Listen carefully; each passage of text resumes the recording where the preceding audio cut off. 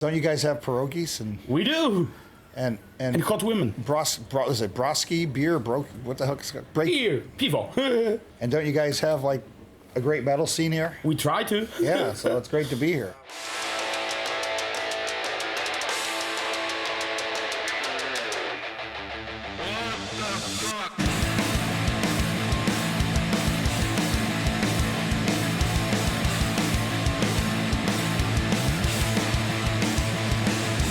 This is the Fuzz podcast. I'm Zdan, and we're here with Neil Turbin from DeathRiders, formerly Anthrax. And Bleed the Hunger. And Bleed the Hunger. And let's get rolling. First of all, at what age did you get into heavy metal? Because I heard that you were influenced by stuff that was not really popular in America, like Riot or Accept.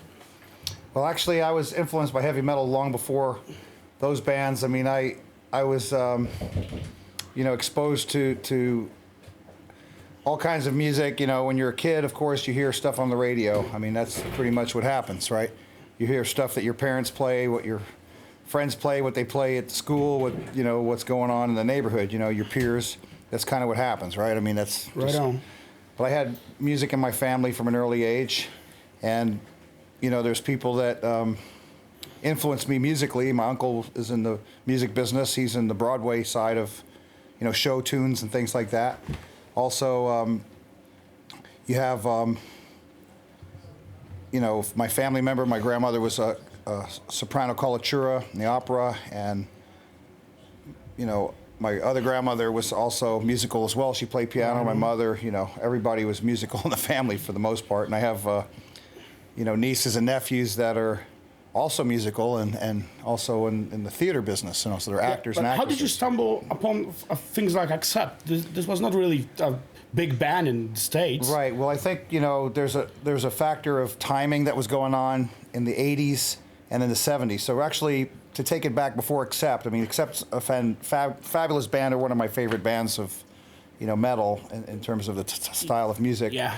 And from those days. From the early days. But taking it back a little bit further, I think it's more accurate, because that's like mentioning a band that's in the middle of the story. So earlier on, I would say, you got your bands that were in the 70s, and even though Accept started in the 70s, but Zeppelin, Sabbath. Yeah, so even not before that, but I was exposed to Cream and right on.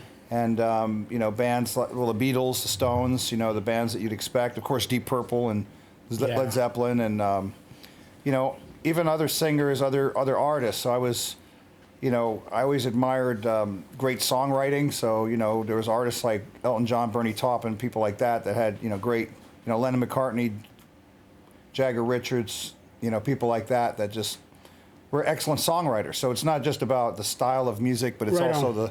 The quality of the songwriting. The songs. So are they memorable? Yeah.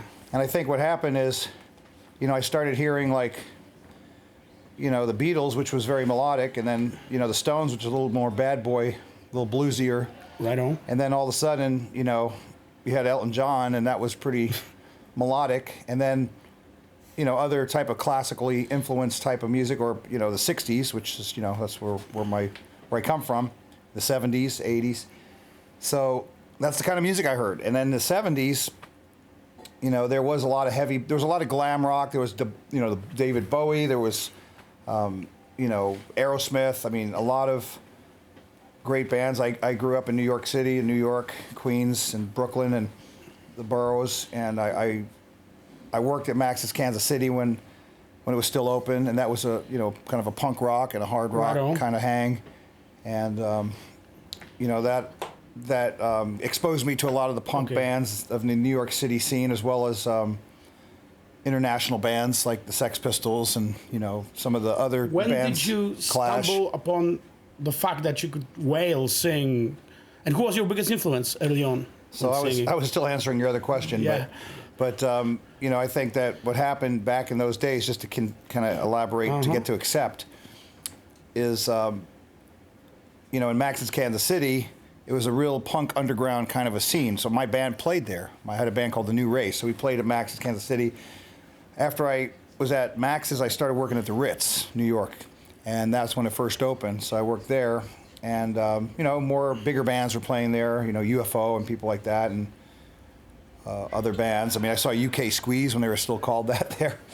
So I worked there. I'd see all these bands, but it was kind of an eclectic mix of music. It wasn't just metal. It was rock. It was hard rock. It was, you know, because New York is such a multicultural city. It's such a non-focused metal place. I mean, even though you would think that New York would be like a real heavy metal city, I mean, it's a lot of dance music. I mean, you know, Studio 54 came from there. I mean, Danceteria, all these dance clubs and after-hours clubs. So what happened in New York is I would play, you know, I'd rehearse with my bands and friends, and we'd be playing, you know, I'd work at Max's, and then after that we go rehearse. So I'd work till 4 in the morning, then we'd go and rehearse after that. And if we didn't do that and go rehearse right after, we go to maybe an after-hours place. There was a place called Stickballs. And, you know, there was people that were hanging out after, a lot of famous people, and they go hang out at these after-hour places. And they, you know, they weren't necessarily legal, but they'd serve beer, and they'd serve drinks, and they'd, you know, do other stuff, I'm sure. And then we'd go and rehearse. So it must have been, we get kicked out of there by 8 o'clock in the morning. It's like, okay, the sun's up. Let's go to, on the way back to where we live in Queens, and go rehearse somewhere, and then we'd go and do that. And, you know, so that was kind of an experience, you know. It was like a ritual of sorts. And then, you know, being exposed to these bands, I mean, throughout this whole process, you really take in, like, bands that really influence you. There was bands in New York that were punk, but they were metal, but they were punk or heavy. There's a band called Neon Leon that you probably never heard of. But not really? You know, the band Death. The black guys. Yeah. Oh, I love them. There was a band called Pure Hell. That was also black guys. Yes, I love them too. They were amazing.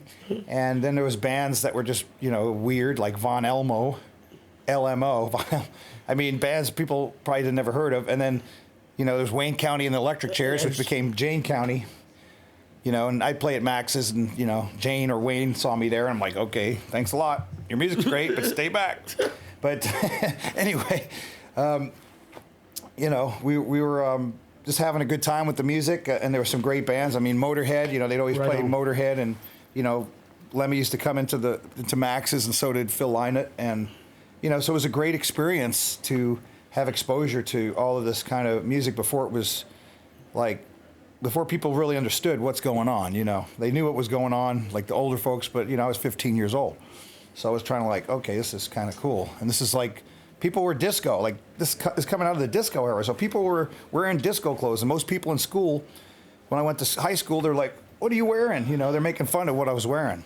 And what's funny is the next year, the guys with their DAs and their Thunderbird cars and their, you know, fancy clothes, they're coming in there, and it's like, oh, they're wearing the same clothes I was. It's like, oh, okay, thanks a lot for letting me know it was cool then. But, you know, so the bands that kind of came into the picture, you know, I got into Riot in high school, and I got into Saxon and Accept, and, you know, some of the more prominent bands, but I think what also happened at Loudness, the international bands, the international metal scene throughout the whole world, I think was exploding. And what was great about it, you had Japanese bands, you had, you know, your 44 Magnums, your Earthshakers, your Loudness, your, you know, Anthem, and all these great bands that were coming out of Japan, and there's a ton more. And all these bands out of France, Sortilege, and Trust. Well, Trust, but my favorites were more so Sortilege. I really liked them, and I also liked. There was a few other bands that I'm trying to think of that are there, and High Power. High Power. Blaspheme, ADX. Blaspheme, yeah. These guys were all. And there's other ones too, and that I'm trying to think of. And you know, so I was over there after I left a band that I played in. I went over to the festival in France. I actually wasn't in a band, but I was supposed to be a backup, but they flew me over, and I was there, and you know, it was great to be there, hanging out with the Metallica guys, and you know, checking out Gary Moore and Dio, and you know, with the original Dio lineup, and also Whitesnake, and you know, I think Accept, the interesting story. So Accept went to that festival, and I saw them at the hotel I was staying at, but they didn't play the festival. They left. Something happened. And this was about what year? 84, August.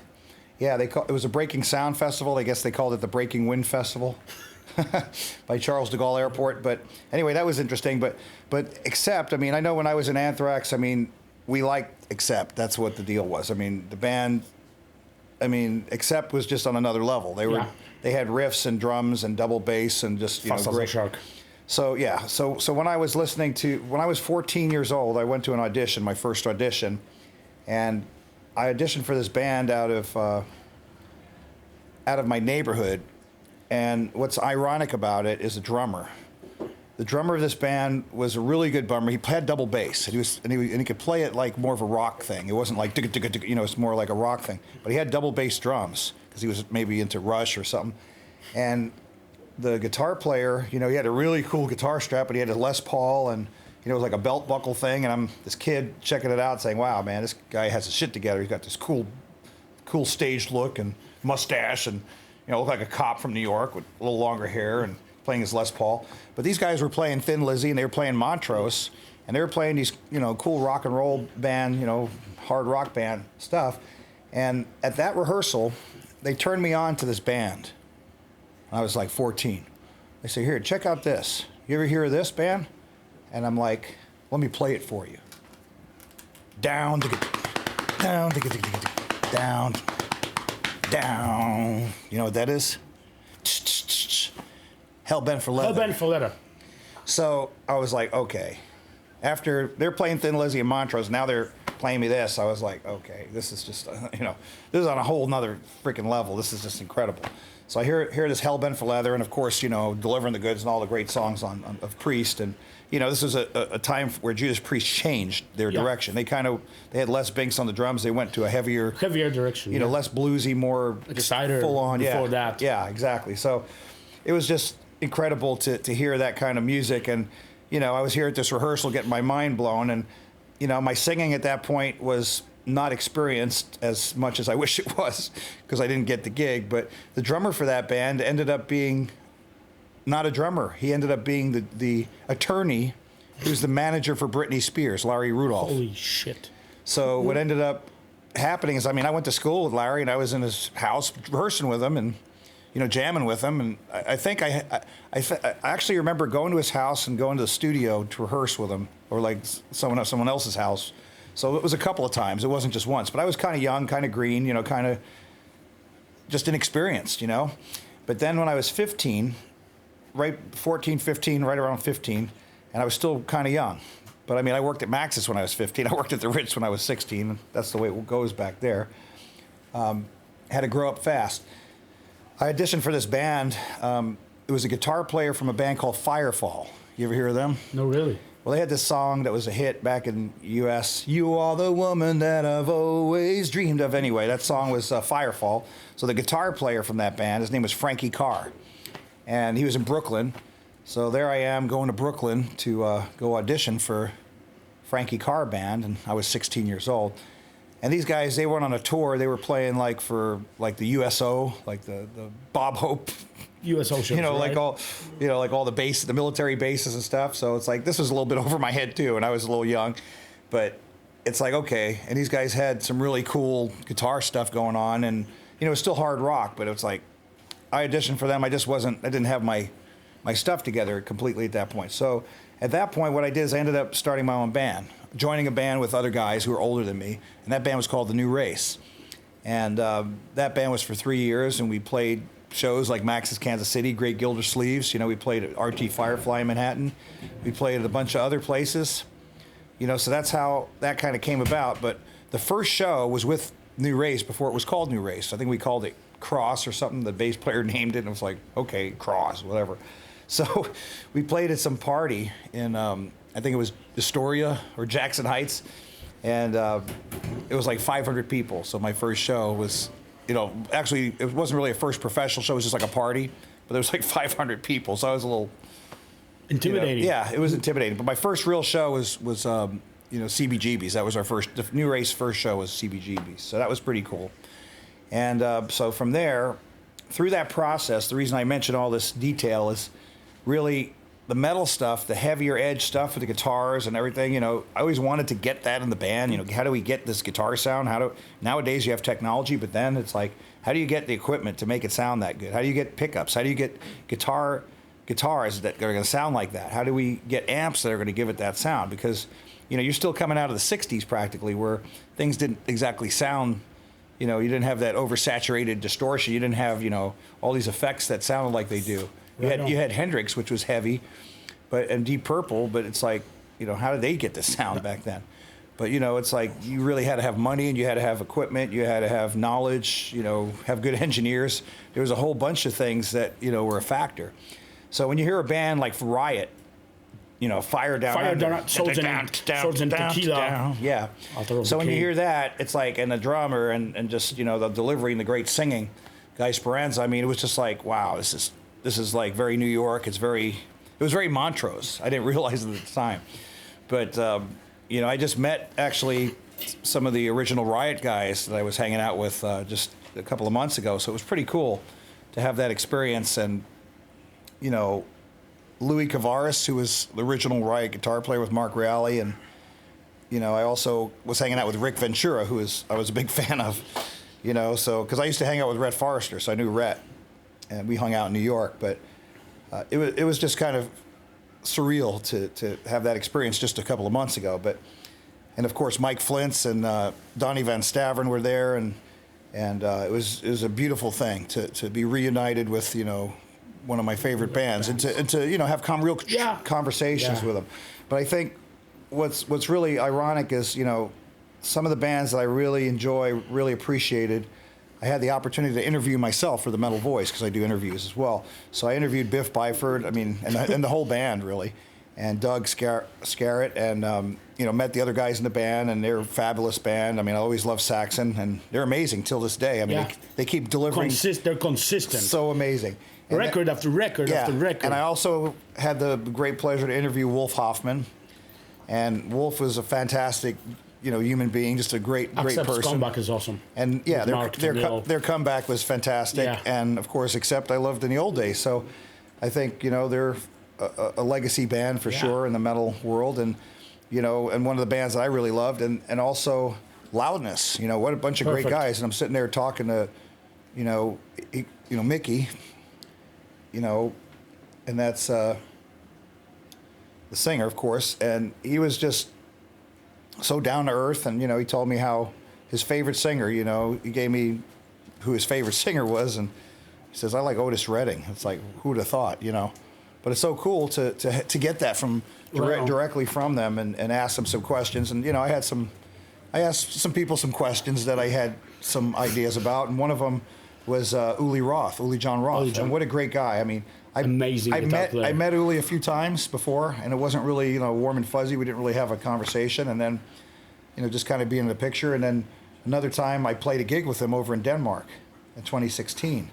So we played a festival over there, DeathRiders. And then I had the opportunity the next year to interview Uli on his bus, which was cool. And then I asked him some pretty strong questions. You know, I asked him questions about Jimi Hendrix, and, you know, because he dated the lady who was with Jimi Hendrix at the time of his death. So, you know, it was kind of a deep conversation, and Uli handled it, you know, extremely well. And he's, you know, just very honest and very, you know, candid. And, you know, having that opportunity is just a fantastic thing to be able to speak with people and, you know, really get down to some of the interesting questions that you might have with those people. And, you know, I asked Biff from Saxon, I just said, you know, because, I mean, you got Oliver Dawson Saxon, you got Saxon. So I just said, you know, is there ever a chance they might, you know, ever play with them? You know, not to reunite with them, but just to do a show or something for the fans. But, you know, he was like, no, this is the band. And I understand that because I've been in bands where, you know, things change. And that's just the way it goes. But, you know, he was gracious enough to answer the question. And it was an annoying question, I'll admit. But it's like, you got to ask those kind of questions. And I'm sure you got some of those from me, right? If you could say you had one particular influence in singing, who would it be? Or is it an eclectic mix? Because I have one name on the tongue, and it's Halford. That's what I think. But what's your take on that? Could you pinpoint one guy? Well, I mean, you might be listening to one type of thing. I mean, as far as real singing, I would say more of an influence for me than my singing is Wilson Pickett. And I would blues say stuff. And well, he's not really blues. He's more soul. Screamer, though. He's a powerful, you know, just a powerhouse singer. But You know, I came from the Motown, from the soul stuff. I came from, you know, melodic stuff like Beatles, Stones. I came from the rock and roll. But Wilson Pickett would be The Who. that one.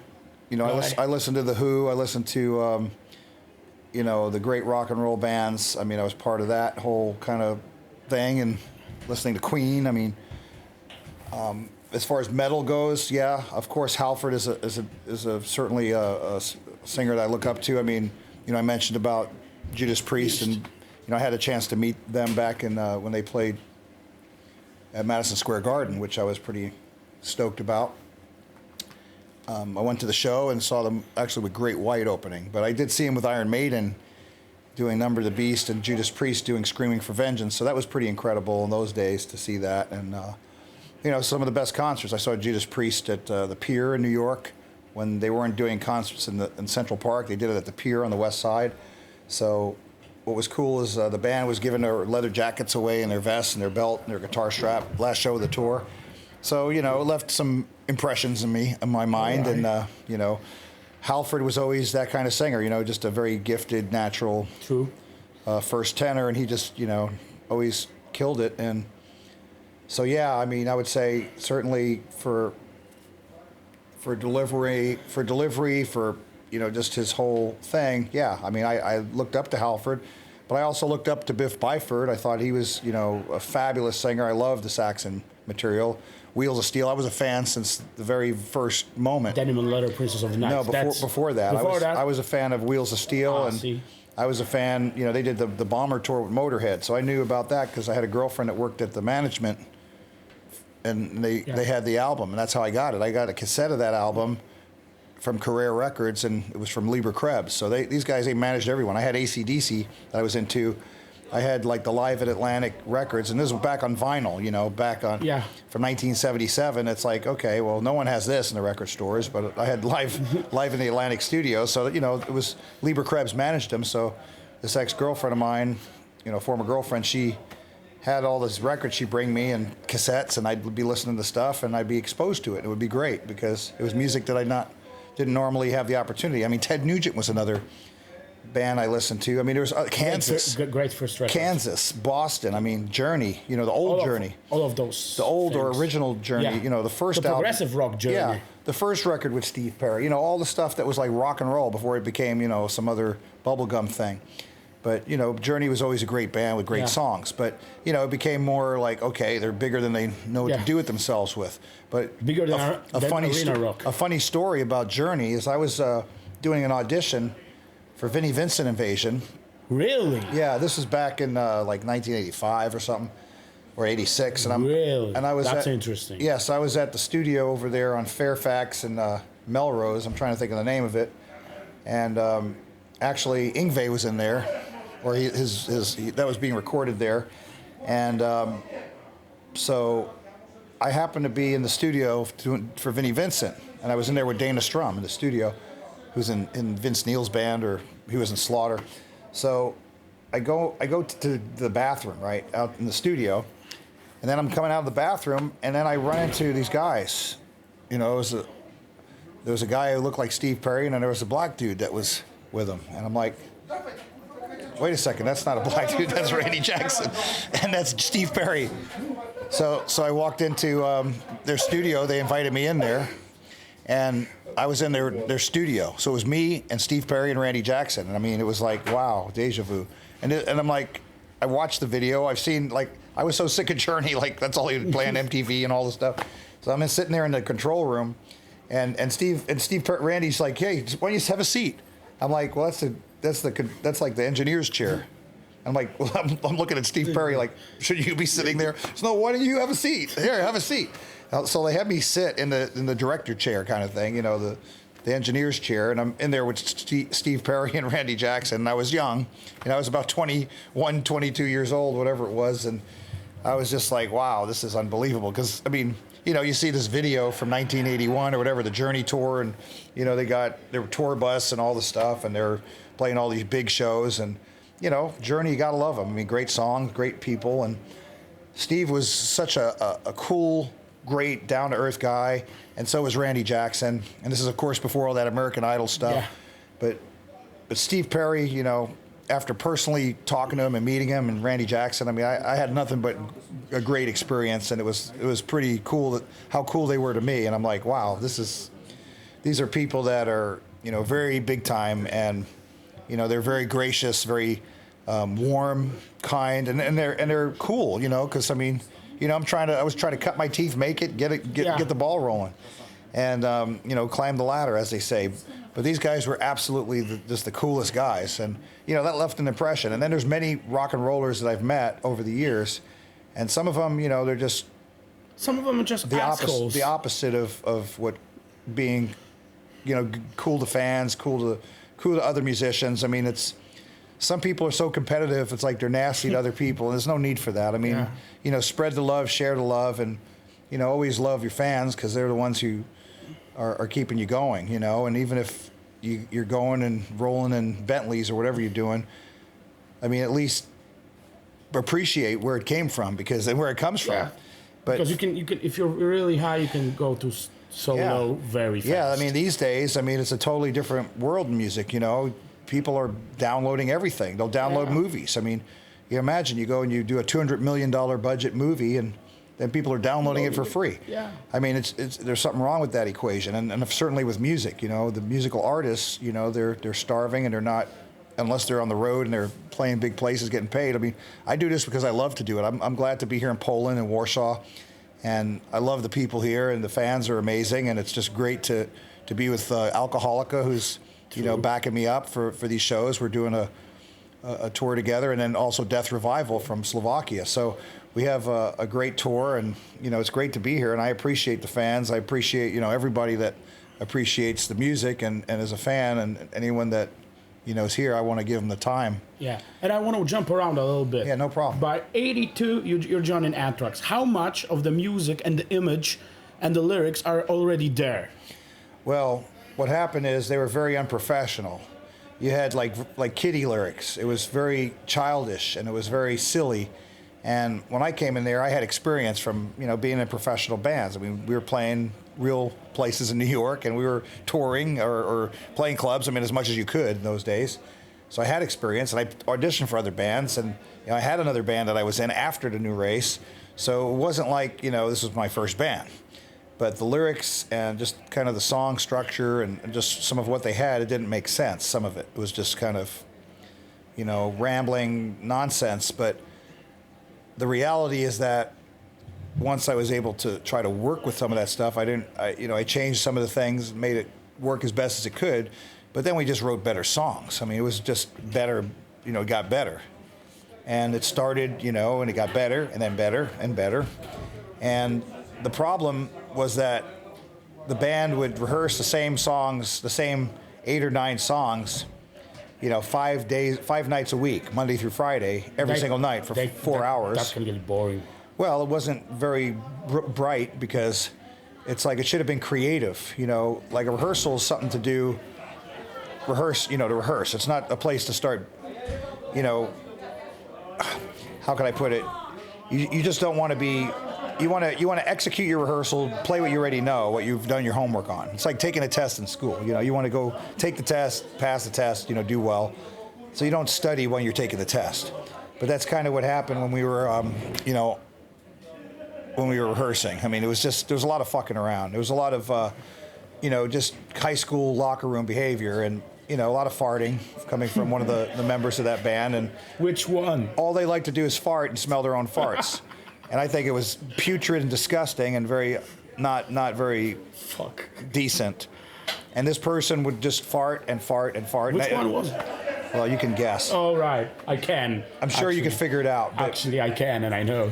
But that's the kind of personality and mentality. And I'm like, okay, this is not, I'm not into that at all. You know, I think it's, you know, you're not going to hang out with girls if that's the way you're going to act, you know, and especially if you smell with shit in your pants, you know. I mean, it's disgusting. Yeah. But that's basically what was going on in that band. It was like a lot of farting, and too much farting around means not a lot of songwriting. Yeah. But on Fistful of Metal, are there certain songs that are particularly challenging to sing? For who? For you. I don't know. I don't think so. You'll hear some tonight, so you can tell me. But you tell me. You let me know. Because some of them, when I listen to it, sound more challenging. For example, DeathRiders sounds more challenging because it has those highs that can, not for everybody. I know for you they're doable, but was it challenging when it was being written? Not really. I think what was probably the misstep at the time is that the songs weren't written for the singer. The songs were written for the guitar players to play what they wanted to play, the way they wanted to play them. All right. And when you have a singer, everybody's voice is different. Everybody has an intonation, everyone has a timbre in their voice. There's a certain, it's all vibration, right? Vibrational energy. You're putting out this energy and it's vibrating. Your vocal cords are vibrating. You want to have something that's tuned for Rob Halford or for Freddie Mercury or for Geddy Lee. You want to have something that's tuned for Paul Rodgers. True. Or Otis Redding. Yeah. Otis Redding, he's not going to sing all these super high notes. Yeah. And, Rob Halford, he's going to sing super high notes. But a guy like Paul Rodgers, go listen to his catalog. I mean, he wasn't singing those super high notes, but I thought he did a fantastic job with what he did with Queen. I thought he was great. He's a great singer. True. But it was a different thing. It wasn't the same thing. And it's not the same guy. And you can't expect that. But the fans did. They expected that. On a side note, and I want to get this side note, how do you rate Belladonna and Bush, if you heard them, singing your era material? How do you rate their performances? Because if you heard both of them. I mean, they can both sing. Yeah. They're both capable singers, but, I would say that, the first singer you mentioned, he came from a cover band. So I think that's pretty much what he did. He came into the band, and he's trying to replicate things. I don't know if he knew what he was trying to actually do in the first place other than just sing. And he was singing Journey songs or singing. So to me, I don't find it extremely creative vocally. It's just not a style or a direction, that I personally find to be, something that I think things are either appeal to you. It's like, certain people might appeal to you, like your wife or your girlfriend. I mean, a certain look, like you might like blondes or brunettes, or a certain look, like you might like this, or or something, this or this. I mean, there's so many different aspects. Different strokes for different folks. Exactly. So vocally, I just feel like, to me, John Bush sounded very, I don't know, it was a different sound. Yeah. To me, it didn't sound like Anthrax, or what does Anthrax sound like anyway? I mean, neither of them sound like Fistful of Metal. True. I think Dan Nelson was a pretty good singer, but I personally, I mean, I don't know. I find a vibrato to be a little bit not my cup of tea. All right. With some of the singers in that band, and then, other singers, they don't hit notes, so it's like, it's kind of like if you had a singer that replaced Rob Halford. I'm not talking about Tim. I'm not talking about Ripper Owens, but I'm saying, let's say you had a singer that replaced Rob Halford, and then he doesn't hit any high notes. It's like, okay, so we got a singer that doesn't hit any high notes, and he's saying Judas Priest. It's like, well, you had that with Paul Rodgers and Queen, but Paul Rodgers did a fantastic job, and I love Paul Rodgers singing, and he does great, what he does vocally, it makes it very interesting. But if you were looking for Freddie Mercury, you're not getting that with Paul Rodgers. And of course you're not, because he's not Freddie Mercury. And I think the same thing with Anthrax. I think, when I left the band, you're not getting the same high notes. True. Because the guy just doesn't sing the same notes. He doesn't hit those notes. He doesn't. Everything's dropped down. They're tuned somewhere else, and they're hitting different notes, and he's going a different direction. And he's singing it different, and, some people love it, and that's great. I mean, they should check it out if they love it. But for me, I personally don't really, it's just not grabbing me. I don't know. It's just not, it's nothing biased. It's just, like, there's certain things that, like we were talking about punk music. And a friend of mine saying no FX. And I'm like, okay, well, that's later punk. I like earlier punk. I like, Generation X. I like the Dead Boys. I like Sex Pistols. I mean, I'm from the first generation of punk.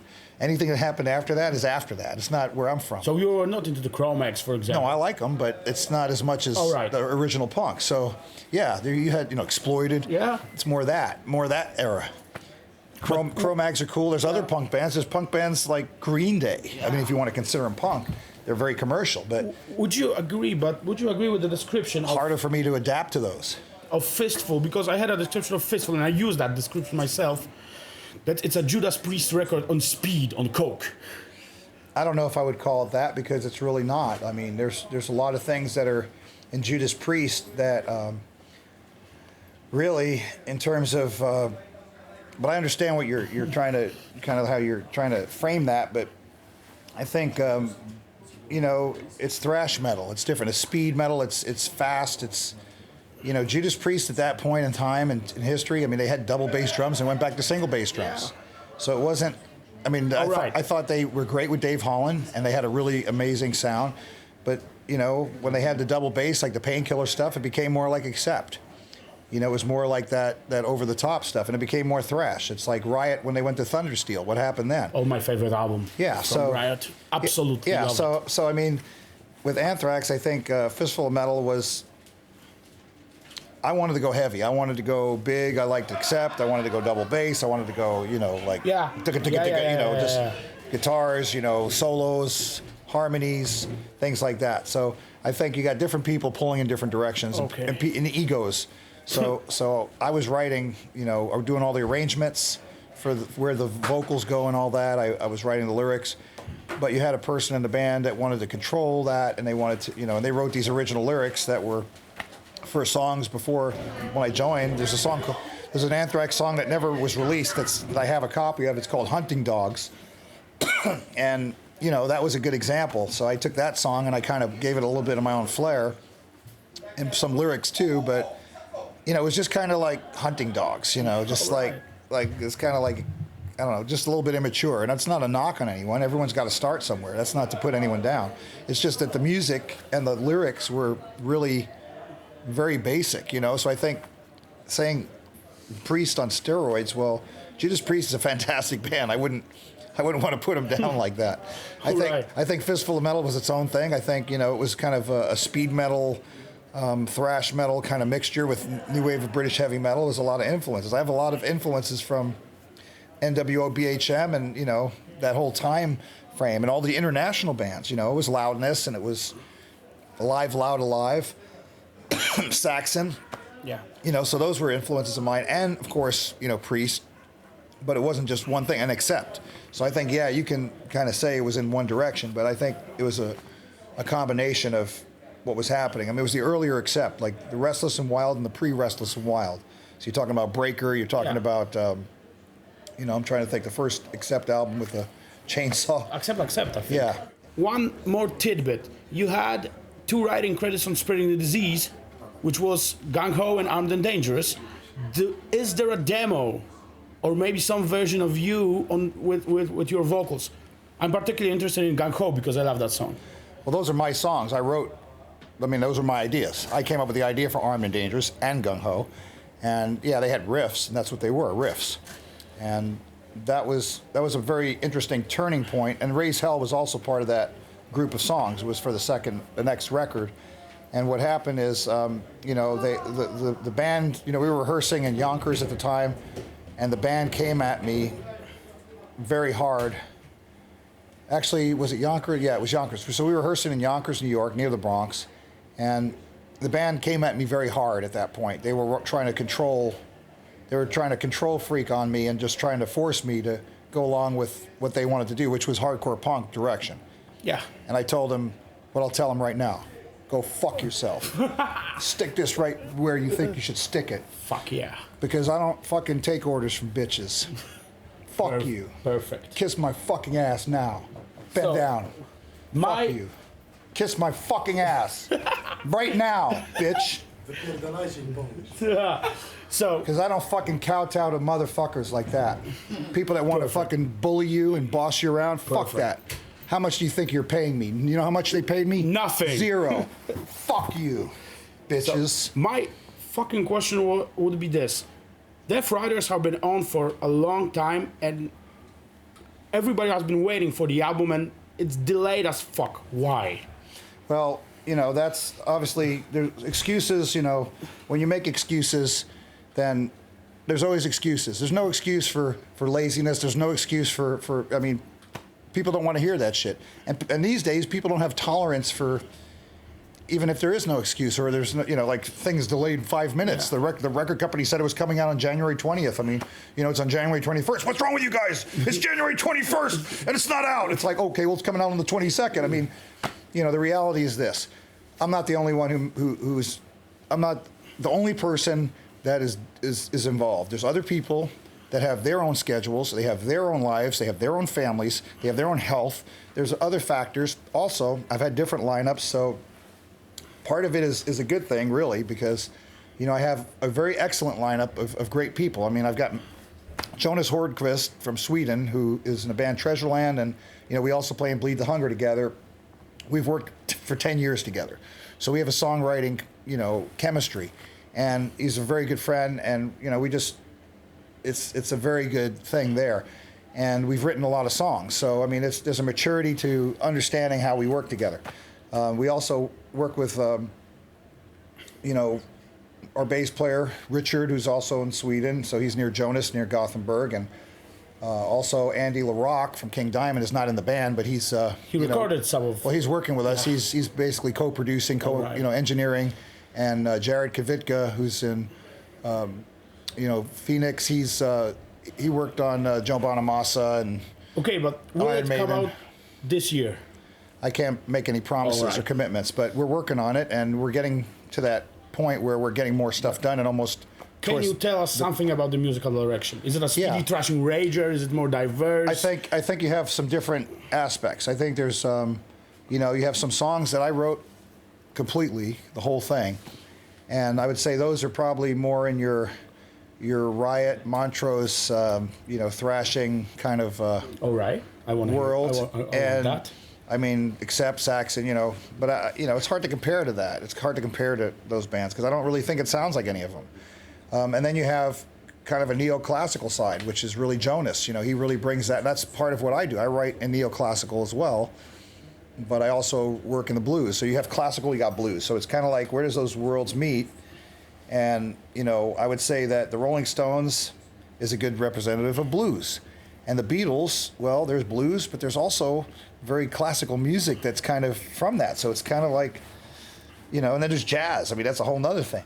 So, there, if you listen to the Beatles and you have like Sgt. Pepper and there's all these different types of sound effects or reverse things going on, it's very interesting. So I think there's a lot of depth to that. I think we try to keep it simple. We keep it rocking. And, I got Matt Thompson playing drums from King Diamond. Cool. And Richard Sword is the bass player, by the way. And we're also based out of Gothenburg. So, I mean, I'm in the U.S., but, so we could play festivals in Europe. And, that's DeathRiders. So, I mean... And then me and Jonas, we're working on Bleed the Hunger. We're going to deal with that after we get, DeathRiders album. Done. Two last questions. First one, how did you come up with the idea to go to Poland, of all places? Don't you guys have pierogies? We do. And hot women. Is it broski, beer, what the heck is it? Beer, pivo. No, BR something or other. It's broski. Yeah, it's great. And don't you guys have, like, a great metal scene here? We try to. Yeah, so it's great to be here. And it's not my first time either, so all right. I love it here. So the last question, which will be my favorite one. Your message to Scott Ian. Oh, I have no message. I don't have any. I have nothing to do with him, and I don't want anything. I have no desire to have anything to do with him. Period. So done. Well, there's nothing to talk about. True. So no, then I haven't seen him or talked to him since 1985 at the record, at an attorney's office. Then one more question. Yeah. Is it really true that Danny Lilker was fired for not getting I'm 18 right? That's a simple song. He's a good bassist.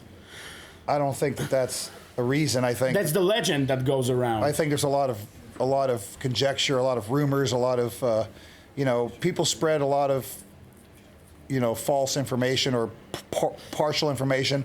But I think that whatever happened in that band, they had more than one opportunity. They've had multiple opportunities if they wanted to get him back.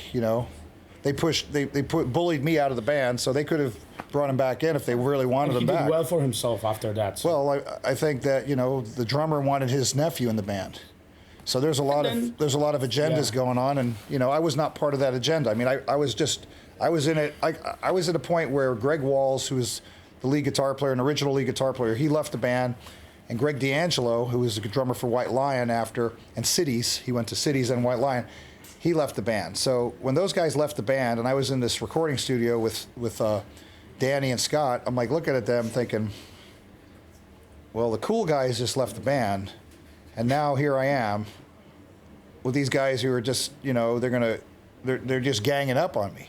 And I'm like, okay, well, this ain't gonna go well. So I thought, well, I could just bail out right now. And that probably would have been a smart thing to do, just from that standpoint of, you know, you got bullies that are gonna, you know, 2 against 1. They'll decide on, oh, well, we just don't like anything that you say. Well, so we'll just say something else. It's like, okay, fine. I mean, it's just that kind of chemistry. Yeah. So it was like, I stuck it out. I went and I found a guitar player, Danny Spitz, and Scott went and got Charlie Benanti, and, you know, so that's kind of how that all went. All right. And, you know, the situation was just, what can I say? There was never any warm and fuzzies. It was never a friendship, ever. And, you know, it's just like, I was in a band and I was trying to, you know, put my best foot forward and be positive, creative, work hard, have a good work ethic. And, you know, I always wondered why I was excluded from every meeting or every... Gotcha. I was excluded from meetings with the record label. I was excluded from, you know, there was these girls that were called the Kissettes. They were Mara, Judy, and Ace, and they were these girls that were friends with the Manowar band. And, you know, Scott was always hanging out with them, and he would exclude me from anything. So there was always this jealousy, this extreme toxic narcissism and basically sociopathic behavior. So from my standpoint, why in the world would I want to hang out with someone like that? You know, why? I don't know. I think, you know, the first thing that I'd think of is run the other way. You know, you meet people like that. But I think that the reality is that from a creative standpoint, you know, you try to do your best, and that's why I wrote Armed and Dangerous and Gung Ho and Raise Hell, and, you know, made some bad decisions when it came to the legal side of it, because I was being pushed into a corner at the time, and, you know, this is after I left the band, and it was kind of weird, but, you know, there's never been any interaction with the band after that, and, you know, it's just a hostile situation, and you know what, it's too bad for them. You know, it's 34 years, and, you know, maybe it's time to grow up, because, yeah, you know, like I got, I mean, yeah, everybody has a life now. So I'm sure I can remember someone that didn't like me in high school. You know, I don't care. I don't know if they have a grudge or whatever, but who cares? You know, it's like, okay. Any last words to the listeners? People should be focused on their own success, and you know, I'm here in Poland, and I'm glad to be here with you. So it's a pleasure. Thank you. And you know, because the reason I'm here is because I love to play music, and I love to play for the fans of heavy metal, and you know, I sing a lot of different things. I mean, I could sing soul music and rock music and metal, but here we are, you know, and it's like, awesome. I just keep on rocking, and I'm going to keep on going. Awesome, man. Thank you. Thanks so much. Thank you.